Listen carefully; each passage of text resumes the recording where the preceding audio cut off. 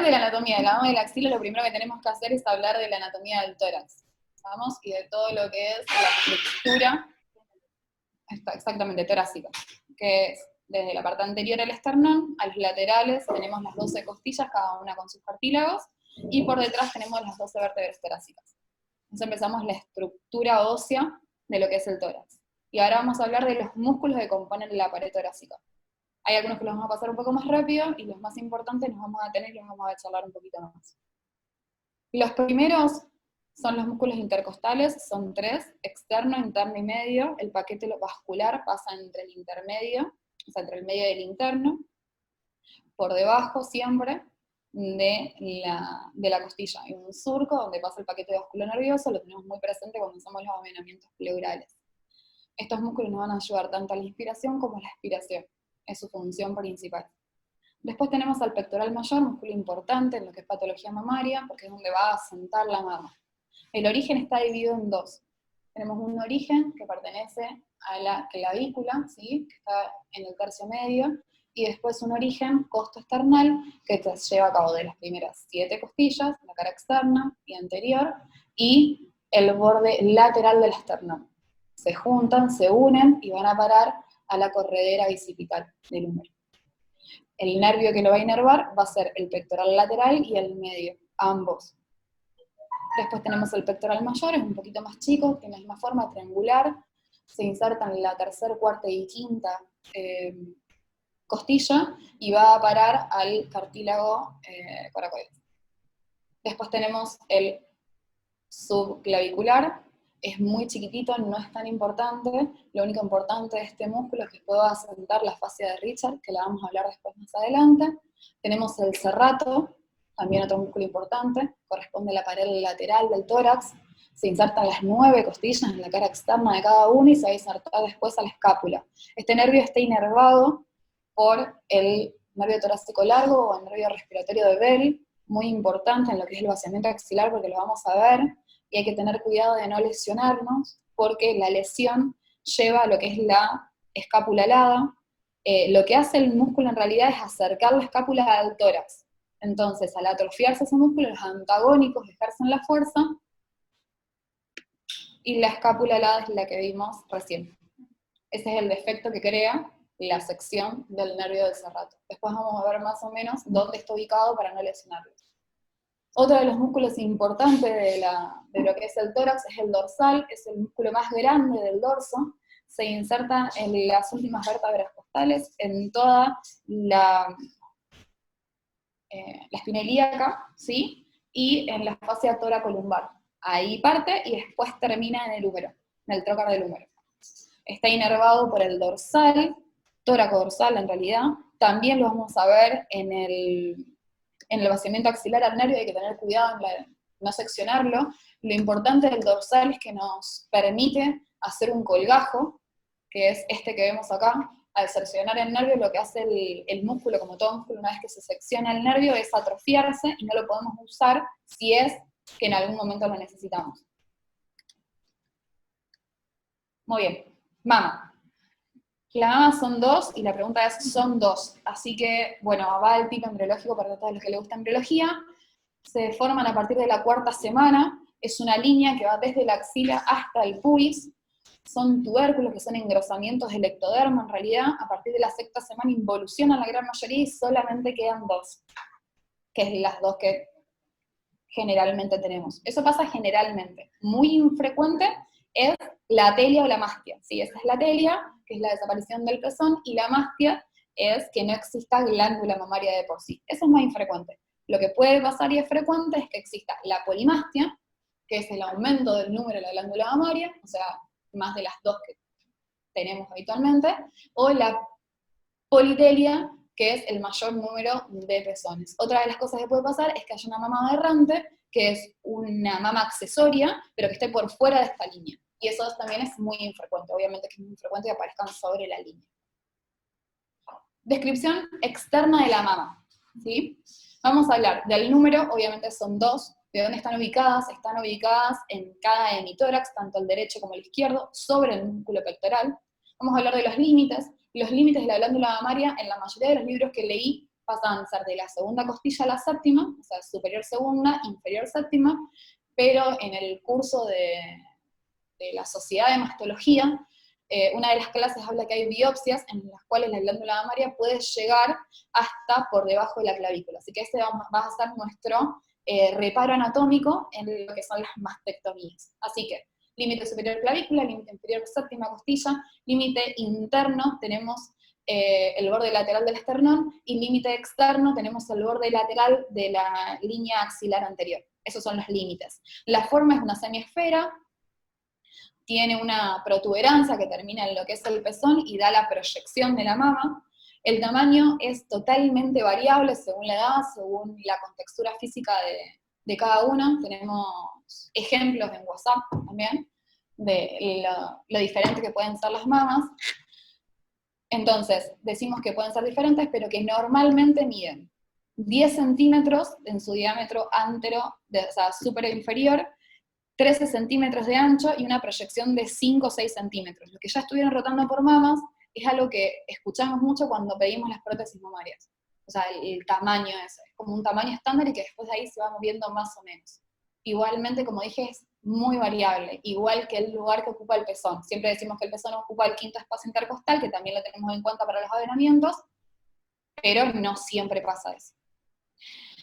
Otra de las cosas importantes es la estructura interna de la mama. Entonces, empecemos con la piel. La piel, nada, es una proyección de la piel de todo el tórax, ¿no?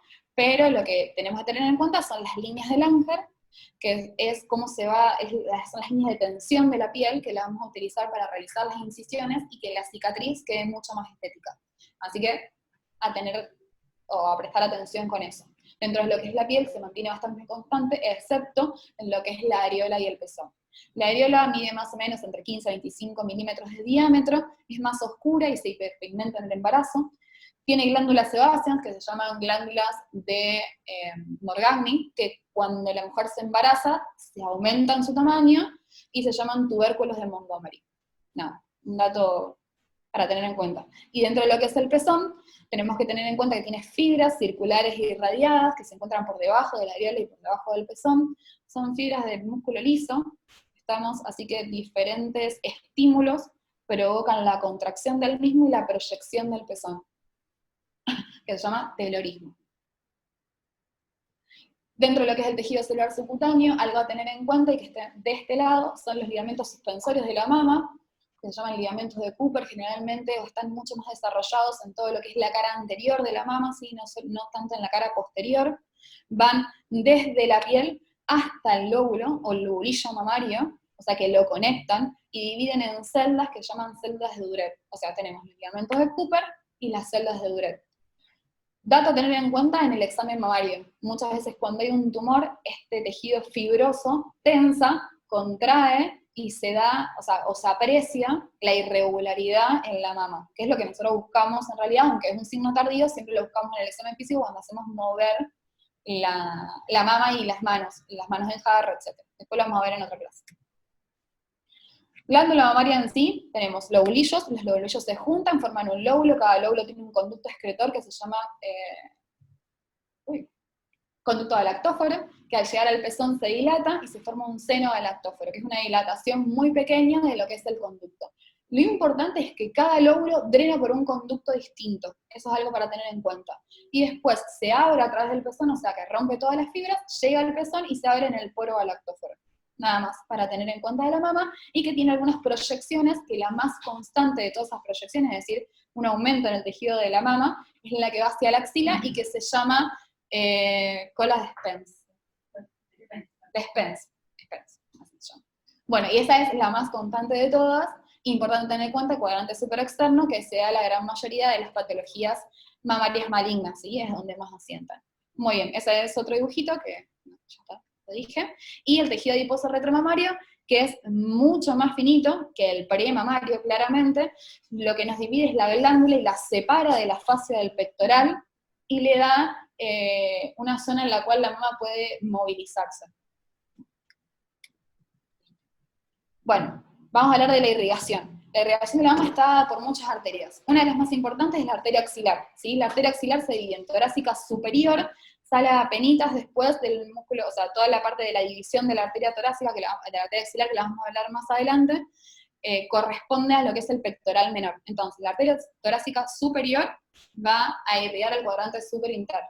La pectoral, que va a estar, o sea, que va a atravesar o va a viajar entre los dos pectorales, entre el mayor y el menor, y lo digo porque es importante, porque va a estar al nivel 2 cuando vamos al vaciamiento axilar, que está dentro de los pectorales, y tenemos que tener cuidado en no seccionar la arteria esa que va a pasar por ahí. Después tenemos la arteria escapular inferior, el cuadrante inferoexterno, y la arteria mamaria externa, que solamente se lleva el 30% de la irrigación de la mama. La más importante en este caso es la arteria torácica interna, que es rama de la subclavia, que se lleva el 60% de toda la irrigación de la mama. Y después tenemos las arterias intercostales, que van de la tercera a la sexta más o menos.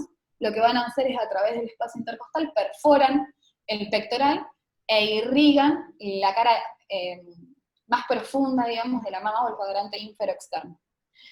¿Qué es importante de las arterias? Las arterias es importante que forman plexos, es decir, se anastomosan y crean plexos. Hay 3 plexos, que es el que está por debajo de la areola y el más superficial.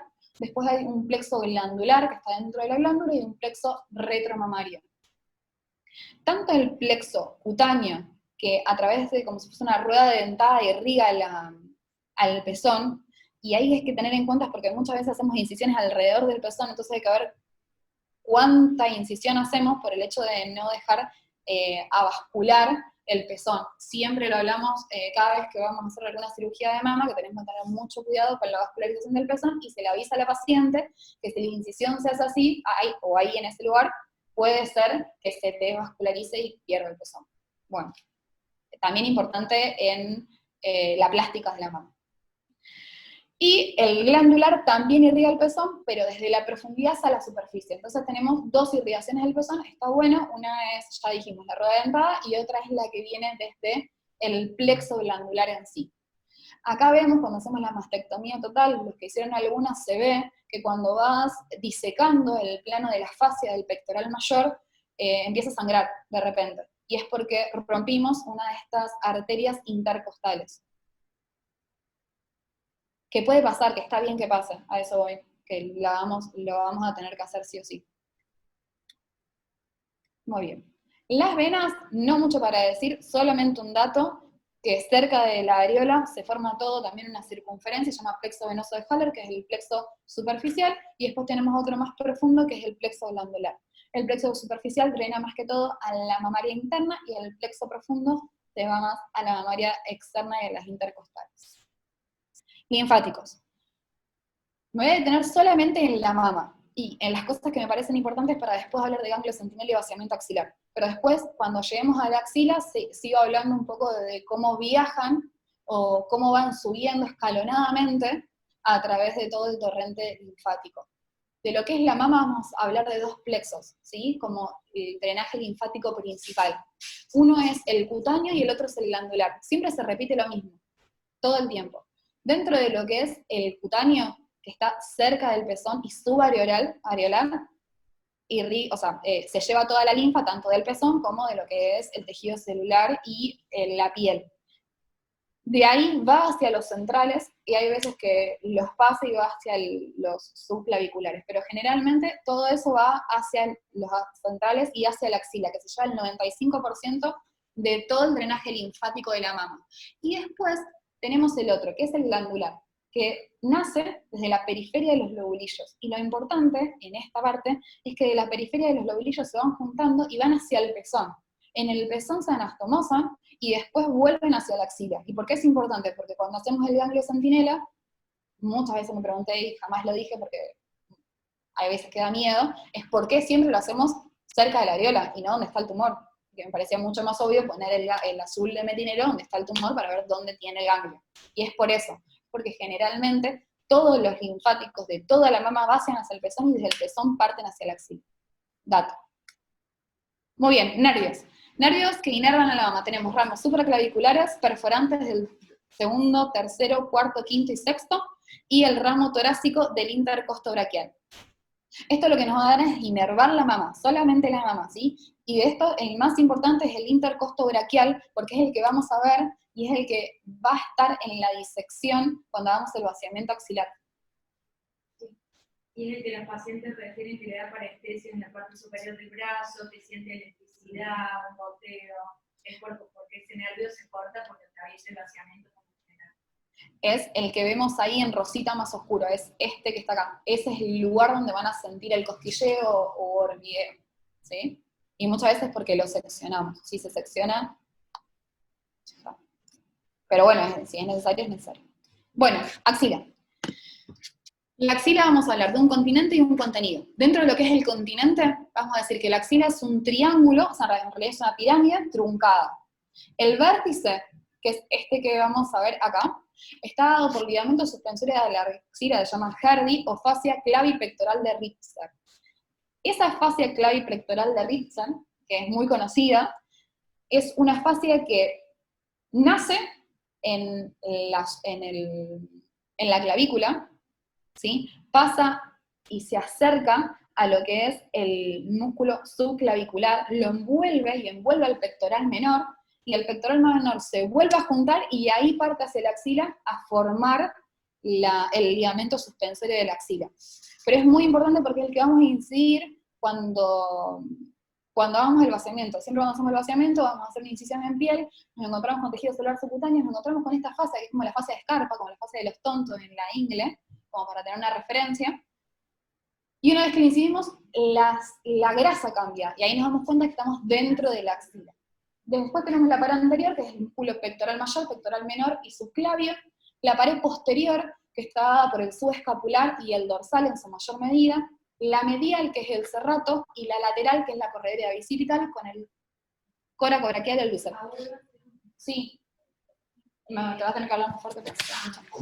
El vértice de la axila está dado por el canal cérvico axilar, en realidad, que es una especie de canal de paso por donde pasan elementos vasculariosos.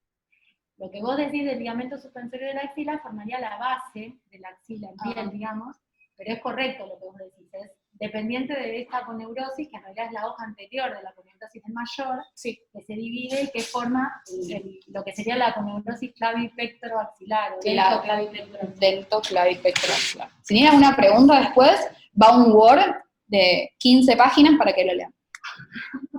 Esa es la fascia. Muy bien, hablemos del contenido de la axila. Vamos a hablar un poco del contenido que después lo vamos a plasmar cuando veamos el vaciamiento. Dentro de la axila vamos a tener la arteria axilar. Voy a ser muy enfática en la arteria axilar porque después va a ser lo mismo que hablar de la vena, ¿sí? Entonces, la arteria axilar en función, ya le dijimos, al pectoral menor, lo vamos a encontrar que se divide en 3 porciones. La primera va a dar la rama torácica superior, la segunda, la acromiotorácica, y la torácica lateral o mamaria externa. De la acromiotorácica lo importante es que viaja con el nervio del dorsal. Entonces, eso después lo vamos a ver. Viaja la arteria, la vena y el nervio, ¿sí? Entonces, cuando encontramos la acromiotorácica, vamos a encontrar el nervio del dorsal. La torácica, lateral o mamaria externa, ya la vimos antes, es la que lleva el 30% de la irrigación de la mama. Y en la tercera parte tenemos la rama subescapular y la circunfleja humeral anterior y posterior, que no nos interesa. Hablemos de la vena. La vena es la estrella en el vaciamiento axilar. No hablamos tanto porque está siempre por delante de la arteria, o sea que se divide de la misma manera, pero siempre por delante. Entonces lo primero que nos vamos a encontrar es la vena. Muy pocas veces, o casi nunca, nos vamos a encontrar con la arteria, excepto que nos vayamos a un vaciamiento axilar muy superior y dejemos la vena por debajo. Nada, muy peligroso. Nervios. Voy a hacer un poquito cortita. Plexo braquial, tenemos el cordón lateral, que se origina en los nervios musculocutáneos, el pectoral lateral, que inerva el pectoral mayor, que ya lo habíamos hablado antes. Acuérdense que es el pectoral lateral y el medial que se juntan e inervan al mayor y al menor. Después tenemos el cordón medial, que tenemos el pectoral medial, y el cordón posterior con los nervios subescapulares superior e inferior, el nervio tóraco-dorsal, que es importante y que se lo voy a mostrar acá, que es este que va por acá, que ya dijimos que lo necesitamos o intentemos no lesionarlo. Tenemos el largo respiratorio de Bell, que va hacia el serrato, que es el que nos va a dar la escápula alada, está muy cerquita de la fascia del serrato, hay que prestar mucha atención, muchas veces cuando vamos a hacer el vaciamiento axilar, llegamos al serrato y nos encontramos con el serrato y nos dicen, bueno, listo, esta es la pared, y te explican dónde está el serrato, y te dicen, alejate un poco, dejale un poco de grasa apenita al serrato, porque si vamos muy cerca y nos llevamos la aponeurosis del serrato, vamos a lesionar el nervio, porque es como si acompañaría, como si abrazaría el músculo, está muy cerquita. Y después tenemos el otro que es el intercostobraquial, que es este que aparece acá, y vean cómo va, desde un lado al otro, pero atraviesa toda la axila. O sea, es el nervio que gran parte de las veces lo vamos a ver, lo vamos a encontrar, y para poder hacer todo el vaciamiento axilar, lo vamos a seccionar. Ya se termina, les juro que ya se termina. La arteria axilar. No, esto no, esto ya lo dijimos. Y acá está, nada, había puesto un dibujito de la disección que se ve muy bien. Ahí está como el nervio dorsal o respiratorio de Bell acompaña al serrato. Acá está el dorsal, ¿sí? Y acá está el que le da la inervación a la cara, al tercio superior del brazo, a la cara interna, que es el que hablábamos un ratito.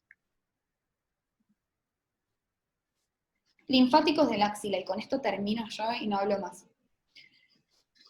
Que hablé un montón, ¿no? Bueno, tenemos linfáticos inferior de la vena axilar o humeral, que son los que están abajo. Esto es lo que van a drenar, es todo el torrente sanguíneo del brazo. O sea, la lesión que tengamos en los dedos, y lo que se va a aumentar de tamaño son los ganglios que van a estar acá, que después van a ir hacia la axila.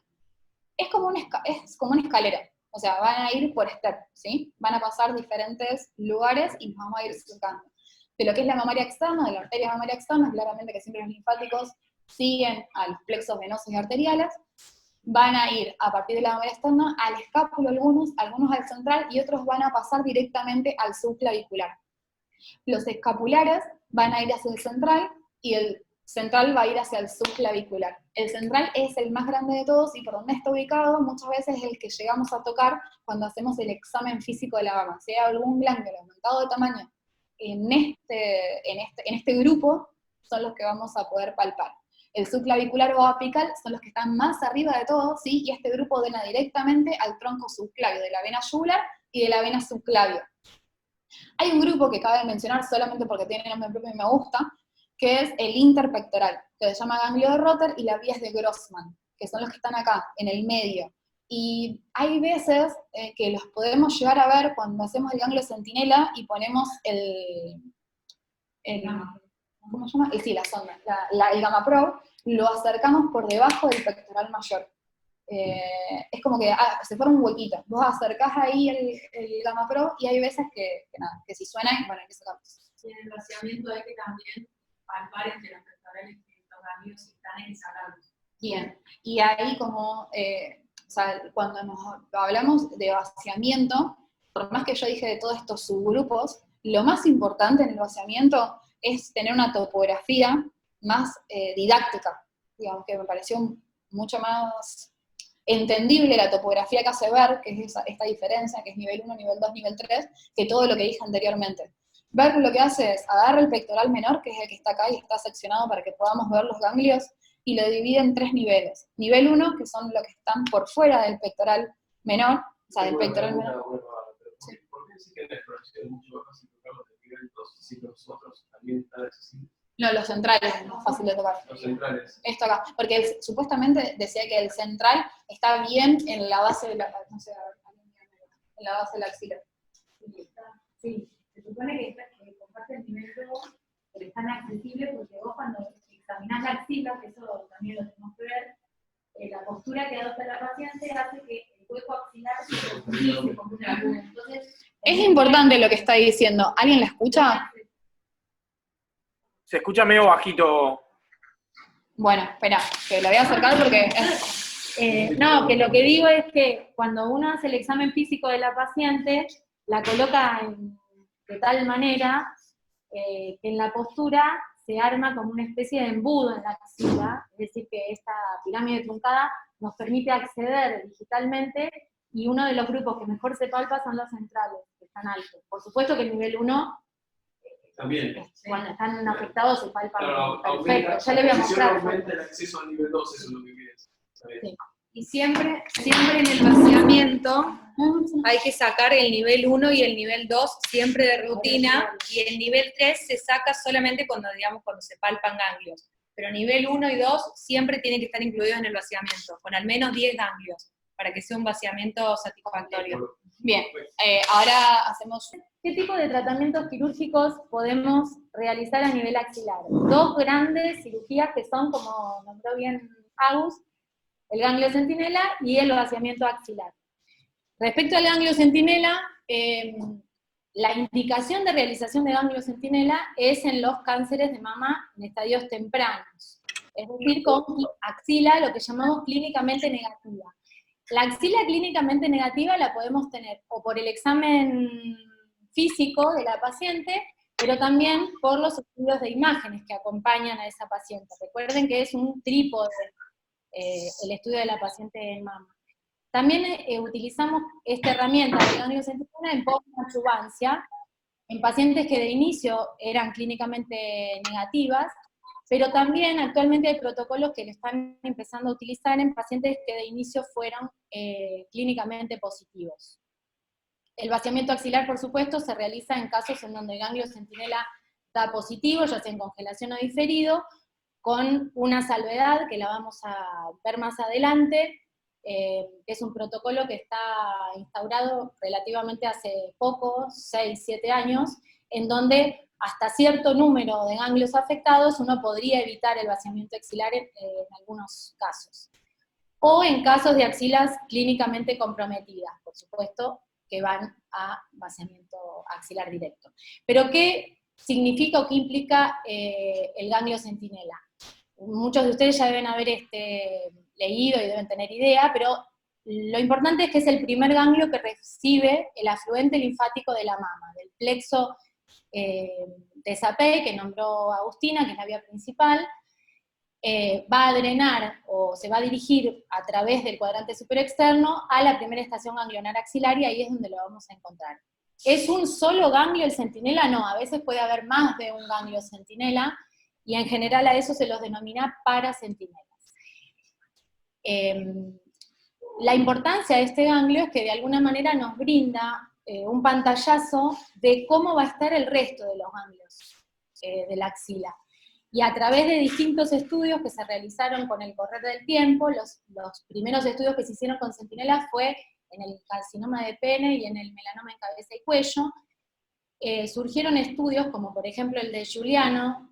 Este cirujano pertenece a un instituto que lo deben haber escuchado probablemente, que es el Oncológico de Milán, que es uno de los bastiones de la cirugía mamaria, sobre todo porque ahí hay uno de los padres de la cirugía conservadora, que es ya falleció el doctor Veronesi. Ellos hicieron, igual que muchos otros centros en todo el mundo, protocolos ya a partir de fines de los 90, acerca de qué beneficio traía en realidad en las pacientes con baja carga o baja clínica en relación al cáncer de mama, si se justificaba realmente hacer un vaciamiento axilar. Esto va de la mano con un cambio de paradigma que se hizo en la cirugía general de la mama, yendo de la concepción halstediana, en donde sacábamos la mama con los pectorales mayor, menor, se hacían resecciones inclusive del peto externo-condral, inclusive desarticulaciones. ¿Y por qué se hacía eso? Porque se concebía que la enfermedad de mama estaba localizada a nivel de la mama y de los ganglios regionales. Con el tiempo se fue viendo que en realidad el cáncer en general, la patología oncológica, es una patología sistémica que tiene una representación local. Entonces, fueron viendo que en pacientes en donde se hacían cirugías conservadoras, sin necesidad de sacar los pectorales y todo lo que nombré antes, el pronóstico a largo plazo y la supervivencia de esas pacientes era prácticamente la misma que someterlas a las otras cirugías. Y lo mismo pasó con la axila. Entonces, a partir de estos estudios de Giuliano, y viendo que el índice de recurrencias regionales, así como las supervivencias, eran muy similares, comenzó a avalarse la posibilidad de no realizar vaciamiento axilar sistemático en todas las pacientes, y seleccionar, por supuesto, pacientes con tumores de, al principio, tamaños muy pequeños, hasta 1 centímetro, y por supuesto con axilas clínicamente negativas. Con el tiempo fuimos aumentando el tamaño tumoral para poder hacer el ganglio centinela, y hoy prácticamente se le puede ofrecer a la mayoría de las pacientes, salvo estadios muy avanzados. Los estudios fueron avanzando tanto en esto que después inclusive más gente, como la doctora Galimberti del IO también de Milán, vieron que aún en los ganglios centinelas con baja carga tumoral podíamos evitar el vaciamiento axilar. Y de allí surgieron un montón de estudios. Hay infinidad de trabajos prospectivos, retrospectivos, revisiones, metaanálisis, bueno, hay un montón de trabajos que se hicieron relativos a este tema, hasta que en 2004, acá en Argentina, se estableció el Consenso Nacional Intersociedades, donde participan la Sociedad de Oncología, Radiología, Anatomía Patológica, bueno, la de mama, claramente, después también incluyeron la de plástica, y resolvimos como técnica estandarizada en el tratamiento de la axila en cánceres de mama tempranos realizar el ganglio centinela. ¿Cómo se hace? Ya igual mucho comentó Agustina. El ganglio centinela se identifica a través de la inyección de un colorante o de los radiofármacos. A nivel, inicialmente se comenzó inyectando, como muestra el dibujo, peritumorales, porque pensábamos, o se pensaba en realidad, que era lo que más fidedigna podía mostrar la circulación linfática del tumor. Pero se vio que con esa técnica de inyección, mucho de lo que migraba, en lugar de hacerlo a la vía principal e ir a la axila, lo hacía a la cadena mamaria interna. Ahí empezaron a surgir un montón de trabajos, estudiaron cadena mamaria interna, inclusive en el hospital, en el Instituto Roffo lo hicieron durante mucho tiempo, pero finalmente vieron que la afectación o no de cadena mamaria interna no cambiaba mucho el pronóstico. Entonces empezaron a buscar otras vías de inyección del colorante o del radiofármaco para que respetara la migración hacia la axila y no hubiera tanto migración a otros sectores. La migración entonces, o la inyección que más respeta la migración fisiológica linfática en la mama, es la subdérmica periareolar. Las sustancias que se utilizan, particularmente en Argentina, la más frecuente es el azul de isosulfán, al 2%, y como radiofármacos, los radiofármacos, no sé si saben, es un compuesto que combina, por un lado, un radioisótopo con un fármaco o elemento absorbente que permite que circule ese radioisótopo a nivel, en este caso, linfático. Y lo que hicimos, o lo que hicieron en realidad, fue ver que con la utilización de ambos tipos de elementos o de sustancias, aumentaba mucho la tasa de identificación del ganglio. De todas maneras, pueden usar uno solo de los dos, o el azul, o lo que sería el tecnesio. Los dos están habilitados para poder identificar ganglios centinelas de acuerdo a la disposición que haya en cada lugar, y la tasa de falsos negativos es variable, llega hasta un 20%, igual un poquito alto, pero bueno, algunas series tienen esa tasa de falsos negativos. Lo ideal es que no supere el 7% de falsos negativos, que combinando ambos métodos, en general, la tasa de identificación llega al 98.3%, 99%. Bueno, esto es lo mismo que dije antes. ¿Por qué elegimos la periareolar y subdérmica? Porque es la que menos migración a otros sectores presenta. El abordaje axilar para identificar el ganglio centinela se hace a través o en el área que se denomina de Cox. Es un área que fue arbitrariamente delimitada, que es la intersección de una línea digamos que se emplaza en lo que sería la línea axilar media, y una línea 2,5, 3 trasveces de dedo por debajo del pliegue del brazo, a nivel de la axila. Y se supone que 2 centímetros en derredor de ese punto de intersección es donde se localizaría el 90-93% de los ganglios centinelas. Y ese es el lugar donde habitualmente nos marca quien hace la marcación del ganglio. Los que rotaron por mama lo deben haber visto, que cuando a la paciente le hacen la marcación, luego les hacen una marca en la axila y se las cubren con una gasa o un Tegaderm, y de alguna manera eso es ¿por qué? Porque una vez que inyectan el tecnesio, hay que esperar un tiempo determinado, se hacen 3 lecturas de eso, y se hace un mapeo. El mapeo lo hacen en una especie de cámara, como si fuera la sonda Gamma Prop de quirófano, pero es una cámara donde la paciente se mete adentro, y nos arman un mapa, en realidad es unidimensional, digamos, porque es una impresión fotográfica de a dónde se localiza ese ganglio. Y el técnico, o el médico en realidad, que está en medicina nuclear, nos indica con mayor certeza dónde está ubicado el ganglio. Eso sí, es porque orientan en la marcación. Esto es una foto que es de afuera, y muchas veces la marcación la orientan con ese tipo de cosas.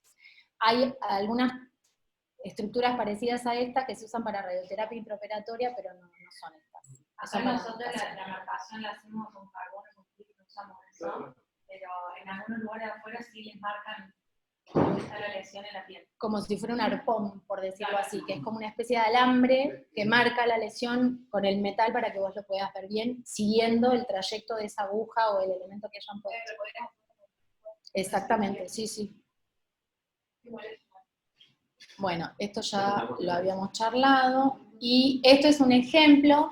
Esta paciente en realidad no es una cirugía primaria, sino que es una paciente que hizo neoadyuvancia. Acá en el sanatorio estamos haciendo un protocolo, en realidad no es un protocolo, es un proyecto, un estudio de pacientes que van a ir a neoadyuvancia, y lo que hacemos es, en aquellas en donde se identifica un ganglio axilar que llama la atención, lo que hay que hacer es, además de una ecografía axilar, hacer una punción de ese ganglio. Si esa punción es positiva, uno podría directamente determinar el vaciamiento axilar en esa paciente cuando finalice la quimioterapia, por supuesto. Pero si esa punción es negativa, nosotros lo que hacemos es ofrecer la posibilidad de hacer el ganglio centinela, pero además en el momento de la punción, antes de la quimio, marcamos el ganglio y le inyectamos carbón. No se ve bien en la foto porque inyectamos poco carbón, pero acá hay una marca de carbón pequeña, y esta es la coloración azulada del azul de isosulfán que yo inyecté en la cirugía. La condición sine qua non en el caso de pacientes que hacen quimioterapia es utilizar los 2 métodos de identificación, tanto el azul intraoperatorio como el tecnesio, el Gamma Pro. En pacientes que no hacen quimioterapia antes se puede usar o el azul o el tecnesio, o si quieren los 2, por supuesto.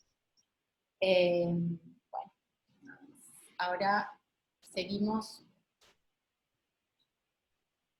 Bueno, esos son ejemplos de fotos que ya igual mostró Agus.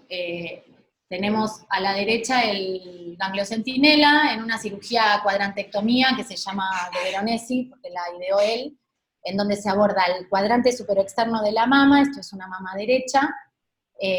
Acá está la axila, la cabeza de la señora está a este nivel, los pies hacia abajo, y lo que se hace es abordar la mama del cuadrante superexterno y acceder directamente a la axila, y acá está el ganglio centinela, y esto es una foto de un vaciamiento axilar. Lo que están viendo acá es el pectoral menor, rebatido el mayor, que se ve acá el tendón, no se ve el separador, pero está acá arriba. Acá está la vena axilar, acá tenemos el paquete del subescapular, discurriendo hacia podálico y bien profundo, y acá no se nota mucho, pero está el nervio del serrato. Esto que ven acá es el músculo subescapular, y este es el serrato anterior. Y bueno, y el contenido de la axila ya no está porque, bueno, fue vaciado.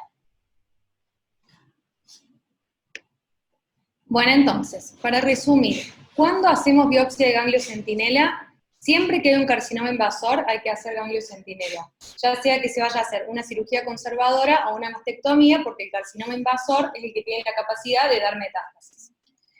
Hay algunas ocasiones en las cuales en carcinoma in situ también se hace ganglio centinela, ¿sí?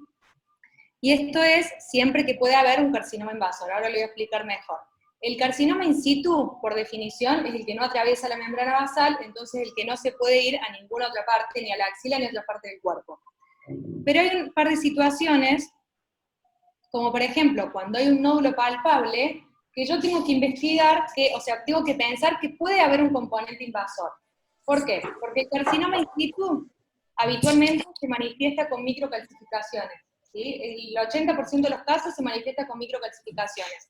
Entonces, cuando hay un nódulo palpable, tengo que estudiar la axila porque puede haber un componente invasor.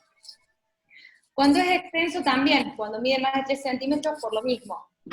Cuando hay sospecha de microinvasión en la punción, ¿se siente? Crespo. Cuando son de alto grado nuclear, es decir, cuando tienen factores de mal pronóstico, el in situ, ¿sí?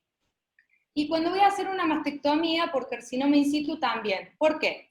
Porque si yo saco la mama y en la pieza de la anatomía patológica diferida me viene un carcinoma invasor, yo pierdo la oportunidad de estudiar el ganglio centinela, porque como dijimos, se hace a partir de la inyección del plexo subariolar, ¿sí?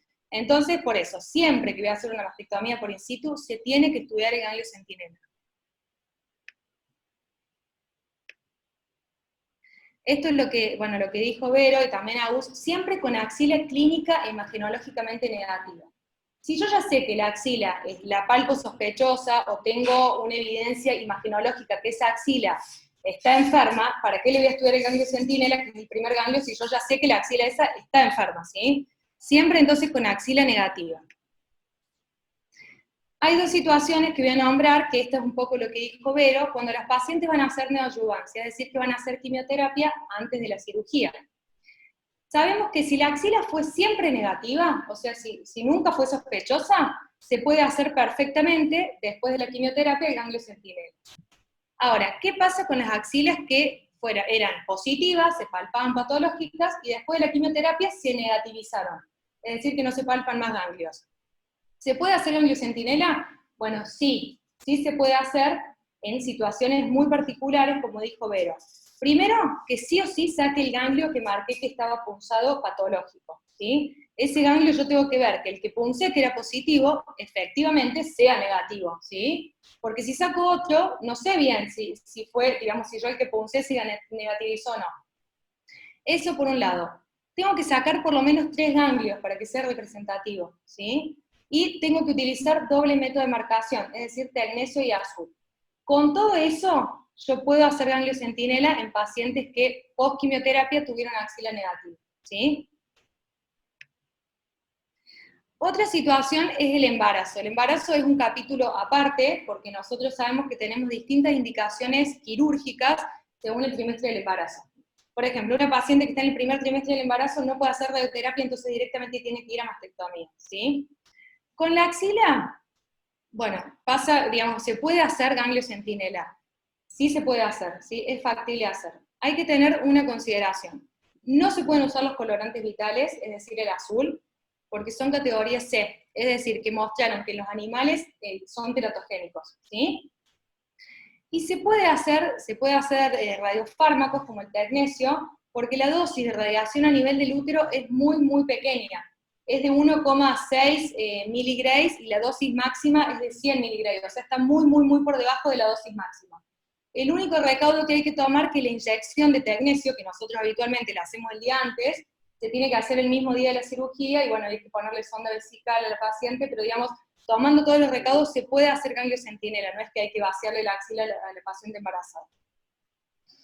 Respecto a la cirugía previa, si la paciente ya le sacamos ganglios anteriormente, es una relación inversamente proporcional. Mientras más ganglios le saque antes, menos es la tasa de identificación en la nueva cirugía, ¿sí? Entonces, la única contraindicación absoluta para hacerle el ganglio centinela con una axila clínicamente negativa es el carcinoma inflamatorio.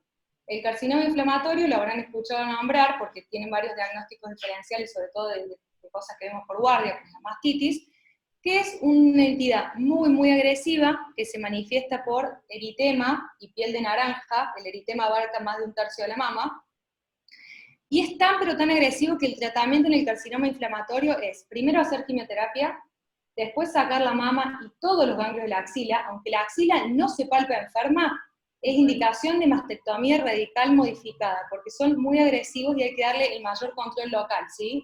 Son tumores que tienen gran capacidad de dar metástasis, sobre todo a distancia. Y después de eso, tienen que hacer radioterapia. Entonces, cuando hay un carcinoma inflamatorio, no se puede hacer ni ganglio centinela, ni reconstrucción mamaria, de paso de estilo, o sea, no se puede hacer nada de eso. Tiene que hacer esas 3 cosas la paciente. Y, bueno, no saber la técnica, ¿no? Esto es lo que contaba Vero. Hay un trabajo de Giuliano en el que participaron más de 100 instituciones, que lo que hicieron es seleccionar pacientes que iban a cirugía conservadora, es decir, que se les sacaba parte de la mama, y que iban a hacer radioterapia y tratamiento sistémico. Entonces, un grupo le hicieron ganglio centinela y si era positivo le vaciaron la axila. Y otro grupo le hicieron ganglio centinela solo. ¿Qué probaron ellos? Que en pacientes T1 y T2, o sea, con tumores de menos de 5 centímetros, con axila clínicamente negativa, que iban a cirugía conservadora y radioterapia, ¿sí? ¿Por qué? Porque la radioterapia va a tratar parte de la axila baja. Tenían igual sobrevida global y sobrevida libre de enfermedad haciéndole vaciamiento que solamente ganglio centinela, con hasta 2 ganglios positivos. Esto se lo contamos porque van a escuchar hablar, van a escuchar que hay pacientes que vienen con cirugía conservadora y un ganglio positivo y no tienen vaciamiento axilar, ¿sí? Esto está probado que hasta 2 ganglios positivos se puede evitar en pacientes, este tipo de pacientes seleccionadas, el vaciamiento axilar. Y no es que está mal operada ni nada, sino que es una indicación, ¿sí?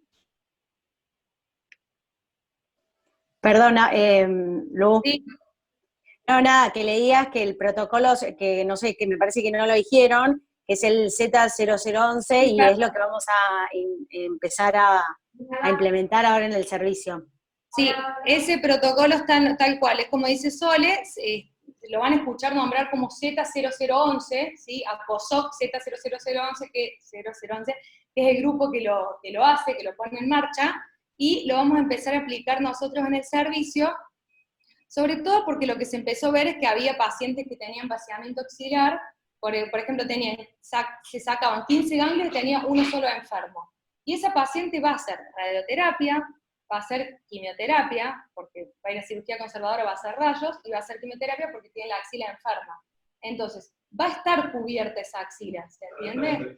Y le estamos, claro, y en realidad la única información, le damos muchísima morbilidad, y la única información que aporta ese vaciamiento es, bueno, si tiene uno o más ganglios comprometidos, pero en realidad con un ganglio positivo la paciente ya va a hacer quimioterapia, y va a hacer radioterapia porque se hace cirugía conservadora, y siempre que se deja la mama se hace radioterapia, ¿sí? Entonces, bueno, lo vamos a empezar a aplicar este protocolo en el servicio. Entonces, con todo esto, ¿cuándo hacemos un vaciamiento axilar? Ya vimos cuándo no hay que hacerlo, ahora ¿cuándo lo hacemos? Cuando hay evidencia clínica o confirmada de compromiso axilar, ¿sí? Entonces viene la axila con una axila francamente positiva, que yo voy a operar de inicio, no va a hacer quimioterapia de inicio, eso después lo vamos a ver, porque de acuerdo al subtipo molecular que tengamos de tumor, que eso es otra clase, va a ser la conducta, claro, va a ser la conducta que tomemos inicial, ya sea que hagamos primero quimioterapia o que hagamos primero la cirugía. Ahora, si viene la paciente con una axila positiva y yo la voy a operar de inicio, esa paciente que tiene la axila enferma, no le voy a hacer un ganglio centinela porque yo ya sé que esa axila está enferma, ¿se entiende? Entonces esa paciente va a ir a un vaciamiento axilar. Esto lo dijimos antes, pero es importante recalcar que un vaciamiento axilar tiene que tener por lo menos 10 ganglios, ¿sí? Si no, no es un vaciamiento, es centinela mal hecho, digamos, tiene que... Eso es otras situaciones, digamos, particulares que se hace, pero un vaciamiento axilar tiene que cumplir con el nivel axilar 1 y 2, y tiene que tener por lo menos 10 ganglios. Y la única forma... Sí, Sole. Lo otro es una cachectomía. Claro, que a veces hay que hacerlo, bueno, son situaciones pacientes muy alto riesgo, o sea, pero es como para evaluar, claro, añosas, para evaluar en cada paciente, pero la indicación de vaciamiento axilar son por lo menos 10 ganglios, nivel 1 y 2. Y el nivel 3 no se explora de rutina, cuando se hace el vaciamiento se pone el dedo, digamos, por adentro del pectoral menor y se palpa.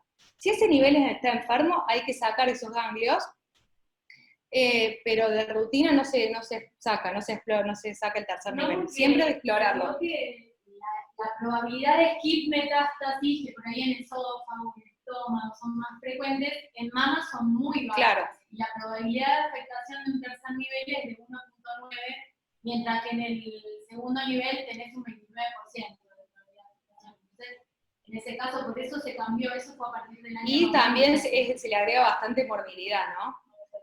Entonces, es importante, bueno, cuando hay una axila positiva, ya lo dijimos, lo explicamos en qué situaciones, cuando hay al menos 3 ganglios comprometidos luego de una cirugía conservadora. Si dijimos que este protocolo nos autoriza, cuando vamos a hacer cirugía conservadora, a dejar 1 o 2 ganglios, ya cuando hay 3 o más, hay que vaciar la axila, ¿sí? Cuando hay un ganglio centinela positivo en el contexto de una mastectomía, ¿sí? Siempre que voy a sacar la mama y la axila está enferma, hay indicación de vaciamiento axilar, ¿sí? O de radioterapia, que ese es otro protocolo. Pero lo que voy, no se puede expectar una axila positiva en el contexto de una mastectomía, ¿sí?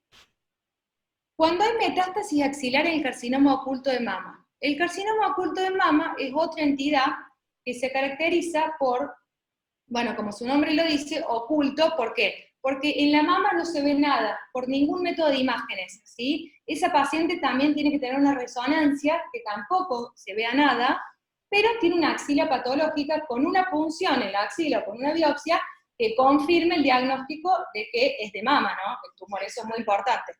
Entonces, en esos casos, lo que se hace es hacer un vaciamiento axilar, y la paciente va a hacer tratamiento sistémico y radioterapia. En el carcinoma oculto de mama, que bueno, es un capítulo aparte, antes se sacaba la mama también. Ahora está probado que sacar la mama no le aporta ningún beneficio, ¿sí? Entonces, en esos casos también siempre se sacan todos los ganglios de la axila. Y cuando hay compromiso macroscópico de ganglios axilares durante la cirugía. Cuando yo en la cirugía también depende, digamos, de eso, que yo investigue en la cirugía, palpe un ganglio sospechoso, o palpe un conglomerado axilar, esa paciente no le puedo dejar la axila, ¿se entiende? Y esto es para tener en cuenta que no es algo menor, y por eso hoy en día los protocolos lo que tratan de hacer es, cuando se puede evitar el vaciamiento, o cuando no le agrego mayor sobrevida global o libre de enfermedad, es no hacerlo, digamos, cuando no tenga indicación. La paciente con el vaciamiento puede tener complicaciones, puede tener lesiones en la vena axilar, lesiones en los nervios motores, infecciones, y lo principal, la más frecuente y la más preocupante es el linfedema, que además la predispone a la paciente a tener infecciones, y a tener infecciones grandes. Entonces no está exento de complicaciones. Pensemos antes de vaciar a una paciente si realmente tiene una indicación, porque esa paciente va a tener que vivir así el resto de su vida, y puede tener requerimiento de drenaje linfáticos, de uso de mangas, y hasta algunas terminan hasta con cabestrillos, o con procedimientos quirúrgicos incluso. Pero una cosa importante, perdón, es que cuando viene una paciente con un linfedema, más allá del vaciamiento, hay que descartar que no tenga ninguna afección ganglional o algo que esté comprimiendo el drenaje linfático. Que no hay que olvidarse eso. Tal cual. Y otra cosa también que hay que tener cuidado es que es irreversible cuando aparece el linfedema. Entonces, como decís vos, es sumamente importante que evaluemos quién realmente lo amerita y quién no. Sí, o sea, el vaciamiento axilar es una cirugía hermosa, es anatómica, a todo el mundo le gusta hacerla, pero bueno, es como dice Sole, o sea, nosotros le estamos agregando a esa paciente una comorbilidad que va a tener el resto de su vida, va a tener que cuidarse ese brazo, digamos, siempre, y cuando se instaura el linfedema es prácticamente irreversible. Entonces, bueno, cuando hay que hacerlo, bienvenido sea, pero cuando se puede evitar, hay que manejar la técnica de ganglio centinela, y hay que manejar las indicaciones quirúrgicas, y la anatomía también es muy importante. Bueno, muchas gracias.